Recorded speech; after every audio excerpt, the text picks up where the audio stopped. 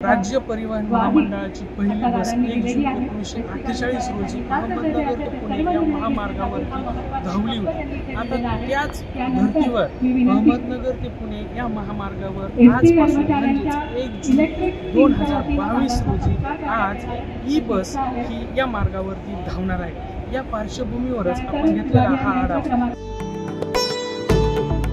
आपण पाहू शकतो की यावेळी बसची सजावट करत स्वागतासाठी रांगोळी देखील काढण्यात आली आहे।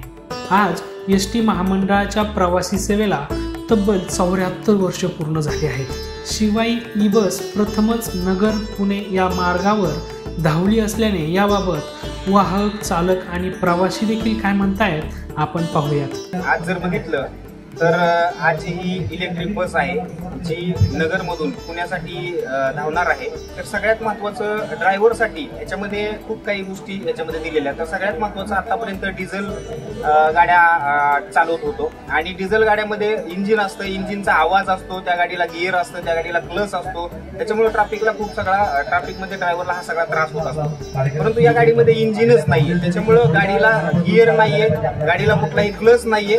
तर ट्रॅफिकमध्ये ड्रायव्हरला जो होणार आहे गिअर शिफ्टिंगचा, क्लच दाबण्याचा त्रास तो याच्यामध्ये कुठल्याही पद्धतीने होणार नाहीये। गाडीला फक्त रन होण्यासाठी जी पॉवर दिलेली आहे, ही बॅटरी बॅकअप पॉवर दिलेली आहे आणि गाडीला एक मोटर दिलेली आहे। तर त्याच्यामुळे गाडी तुमची चालू आहे का बंद आहे हे पण तुम्हाला कळत नाही। तर इथं डिस्प्लेवरती तुम्हाला याचं सगळं इन्फॉर्मेशन असतं, तर डिस्प्लेवरती बघूनच तुम्हाला याची माहिती मिळत असते। प्रवाशांना पण कमी खर्चामध्ये ह्याचा खूप चांगल्या पद्धतीने फायदा घेता येणार आहे। या बसचे वैशिष्ट्य म्हणजे नगर पुणे या महामार्गावर पहिली बस 1948 रोजी धावली होती। त्याच बसचे पहिले वाहक लक्ष्मणराव केवटे यांच्याच हस्ते या पहिल्या शिवाई बसचे उद्घाटन करण्यात आले आहे।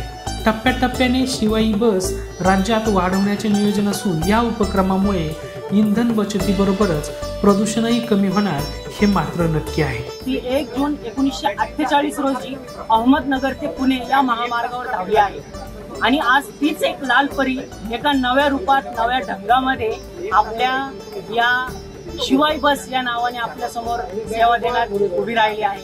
आणि या राज्य परिवहन बसने प्रवास करून आम्हाला सेवेची आपण संधी द्याल अशीच नम्र विनंती करतो।